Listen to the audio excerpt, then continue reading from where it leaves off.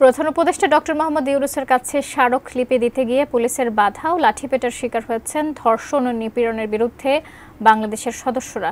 বিকালে রাজধানীর হোটেল ইন্টারকন্টিনেন্টালের সামনে এই ঘটনা ঘটে। অন্যদিকে রাজধানীর বিভিন্ন স্থানে আজ সারাদিন ধর্ষণ বিরোধী বিভিন্ন কর্মসূচি পালন করেছে শিক্ষার্থী সহ বিভিন্ন সংগঠন। ধর্ষকদের বিচারের দাবিতে ঢাকা বিশ্ববিদ্যালয়ের রাজু ভাস্কর্যের সামনে থেকে বেলা 2:45টার দিকে গণপদযাত্রা শুরু করেন ধর্ষক ও নিপীড়নের বিরুদ্ধে বাংলাদেশের সদস্যরা।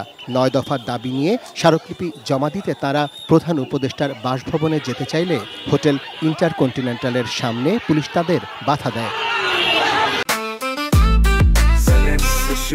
জেনেক্সে শিফট করো, লাইফকে লিফট করো। বাধা ঠেলে এগিয়ে যেতে চাইলে পুলিশ বিক্ষোভকারীদের লাঠিপেটা করতে শুরু করে। বিক্ষোভকারীরা তখন শাহবাগের দিকে ফিরে যান। তবে তাদের 5 প্রতিনিধিকে স্মারকলিপি দিতে প্রধান উপদেষ্টার বাসভবনে যেতে দেয় পুলিশ। প্রতিনিধি পাঠাবো এই কথা বলার পরে তারা কিছু রাজি হয়েছে একটা পক্ষ, আর একটা পক্ষ এরা ব্যারিকেড ভাঙবেই। আমরা কোনোভাবে কিন্তু তাদেরকে আমরা লাঠিচার্জ বা কিছু করার কোনো সুযোগ আমাদের ছিল না, আমরা করিও নাই। পরে আমাদের এসি, আপনারা জানেন যে এসি রমনাজন, ওকে হঠাৎ করে এক সাইডে ও গেছে, ওকে ধরা ব্যাপক আকারে পিটাইছে।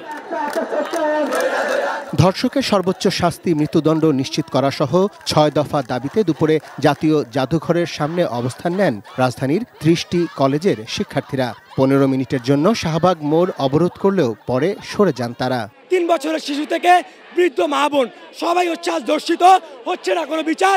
সরকার করছে নাটক, প্রশাসন করছে হাতে ঘরে চুরি বেঁধে বসে আছে। সন্ধ্যা পর্যন্ত শাহবাগ মোড়ে অবস্থান নিয়ে ধর্ষণ বিরোধী স্লোগান দেন শিক্ষার্থীরা।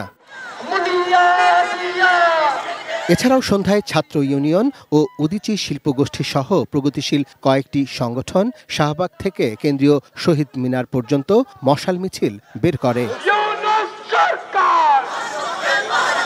সেখানে সংক্ষিপ্ত সমাবেশে নারী ও শিশুদের নিরাপত্তা দিতে ব্যর্থতার অভিযোগে স্বরাষ্ট্র উপদেষ্টার পদত্যাগ দাবি করেন তারা। আজকে তনু হত্যার বিচার হয়নি বলে আজকে আসিয়া যে ধর্ষণের শিকার হয়েছে তার বিচার হবে কিনা আমরা জানি না। যে বিচারহীনতার সংস্কৃতি আমরা অতীতে দেখেছি সেইটা আগামী দিনে আমরা দেখতে চাই না।